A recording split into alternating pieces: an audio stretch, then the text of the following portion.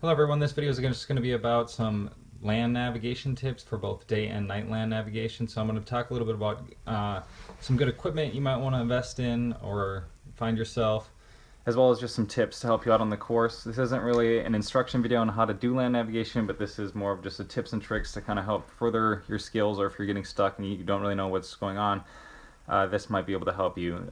So first, I'll just go over some pace count beads. So these are called pace count beads. Sometimes some people call them ranger beads. So all this does is you just tie this onto a piece of equipment you have, like your vest or anything, or your camelback.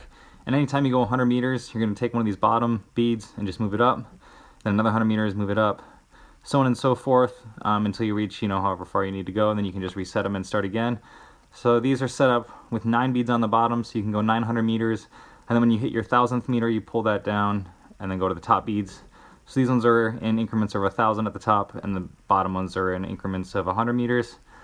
You can buy these at like Clothing and Sales or the PX or Base Exchange, or you can make them yourself. I have another video you can click down below on how to make these for super cheap. It's just a piece of 550 cord and some beads.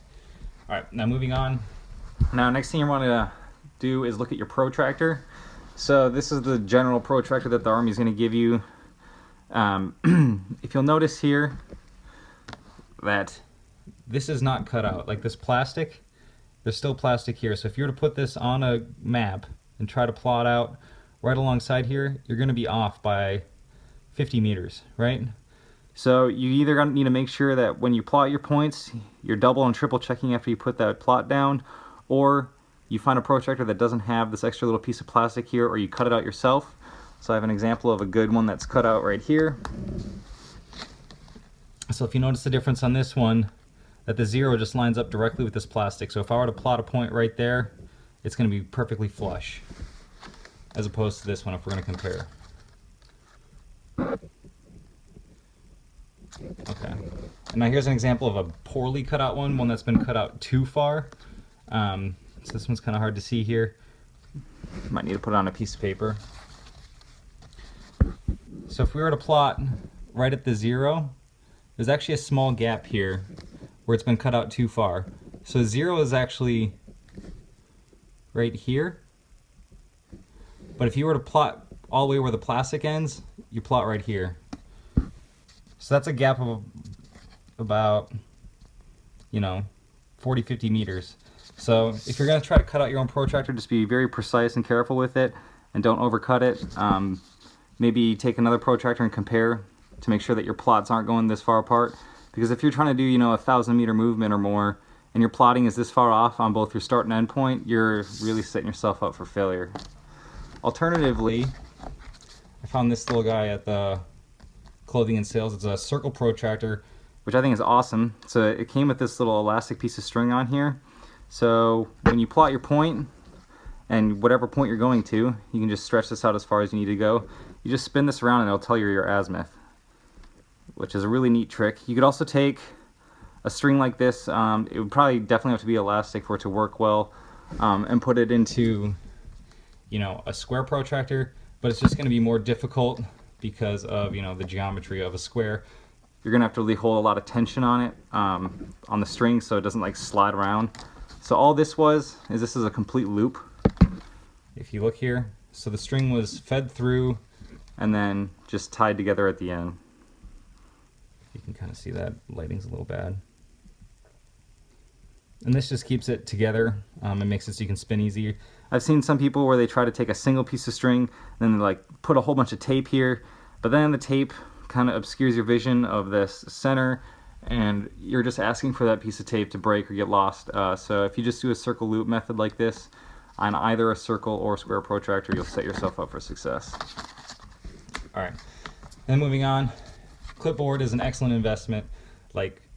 This helps so much just to keep a nice flat writing surface, keep your map organized. You can just snap anything down you need right there. As well as a mechanical pencil, the thinner the better. Lead, so it's kind of hard to see right here, but this is 0.5 millimeters. So I've seen some people trying to do land navigation with pen or with giant regular pencils. When you plot your point, you just want the finest dot you can make, and then you're probably going to lose it on the map. So you just make a tiny little dot and then circle it.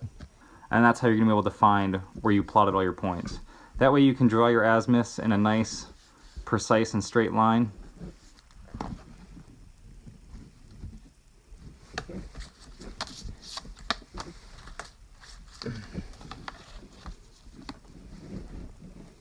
Just like this. Alright, moving on. So for nightland navigation, you're obviously going to want some sort of flashlight. So there's two main options other than the standard issue elbow light, which I really don't like. You can pick yourself up a headlamp. Make sure that it has red light. This one also has white light, but you can almost never use white light anyways. This is really good for plotting, so you can use both hands. You know, you just put it on your head or put it on your helmet, and then you can just click it on and do your plotting. Or there's also like the more powerful Surefire ones. These generally don't come with a red lens on them, so you have to buy like an attachment where it's like a cover, like it's a red lens. So now when I turn it on, it's red lens. Or if I were to take the cover off, it's white. So this thing is super, super bright, where if I were to try to plot with this in the middle of the night, that backwash of light kind of drowns out my night vision, and I really don't like it, so I use the headlamp. But if you're doing a land nav course where you're allowed to use flashlights to, you know, walk around or try to find your points, go ahead and use this. If you're going to classes such as like the Expert Field Medical Badge or Expert Infantryman Badge or any like Special Forces type selection courses, usually you can't use any light, period. So you can use light to plot. Other than that, you're just kind of wandering around in the dark. Which brings me to my next point. So what do you do on Nightland Nav when you get to the end of your point and you can't see anything, right? So we've walked, let's just say, you know, we've walked 800 meters on our azimuth. We've gotten to our end point and we can't find it. What do we do now? Well, you need to come up with some sort of systematic way to search through the area without getting lost and being able to backtrack and find your azimuth. So what I recommend is taking your PT belt out with you and find something to strap this on when you get to the end of your azimuth. So let's say, you know, we're walking on this 190 degree azimuth for 800 meters.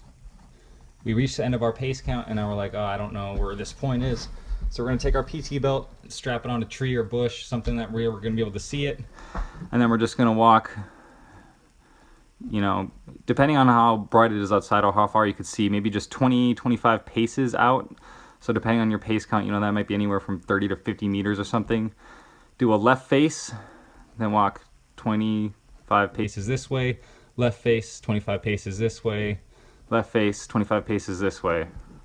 Now you should be able to see your PT belt again. Now I would continue out this way, 25 paces this way, 25 paces this way, and 25 paces back in, and then 25 paces back in. I would start on these two upper quadrants first because at night you tend to take shorter strides naturally. So the chances are that you've undershot your point, so it's more beneficial to be searching slightly ahead of where you've already gone.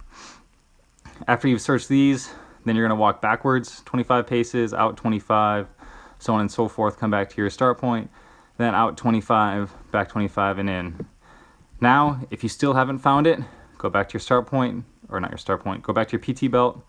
You're going to grab your PT belt, walk forward another 50 meters, or 50 paces rather, since we were working in paces here. So this is 25 paces. You're going to walk another 25 paces out, and you're going to start this whole little box method out again until you can find your point. Now, that's one method.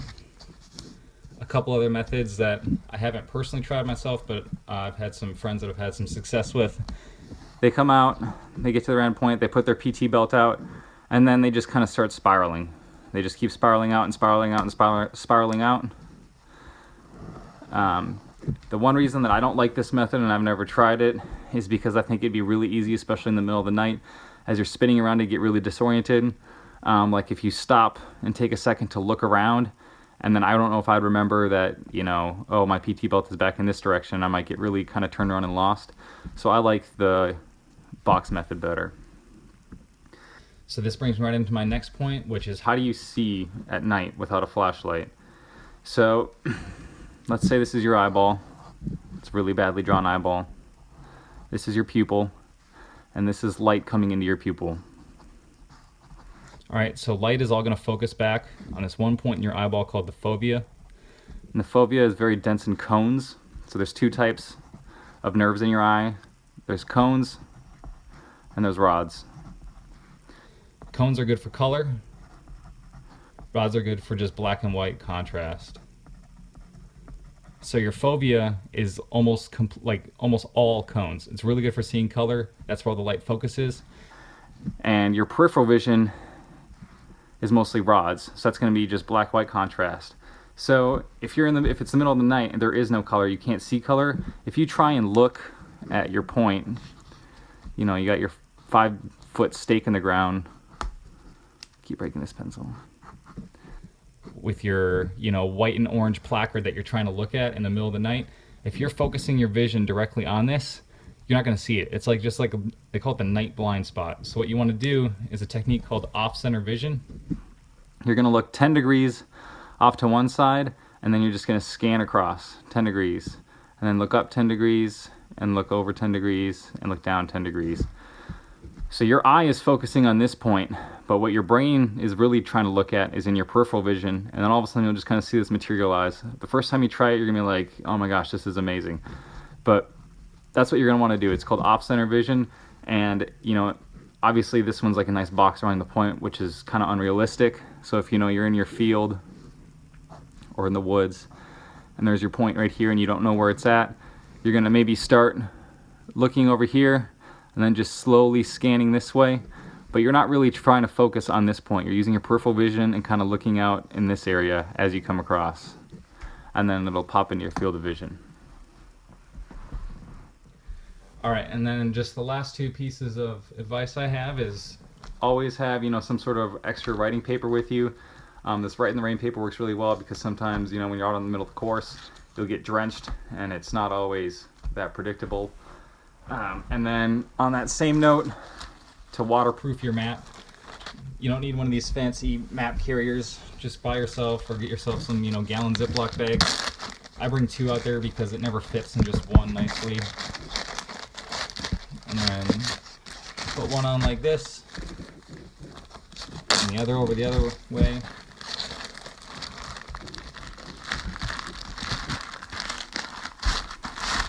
And then you can just walk around like this. I have my, you know, whatever map I need to see right here, and then I write out a list either with a scrap piece of paper and tape it there, or stick it underneath the little binder of like my route planning. Like, so I'm going to go to point 1, it's going to be, you know, 800 meters at 90 degrees, and then from point 1 to point 2 is going to be another 900 meters at whatever azimuth, and so on and so forth.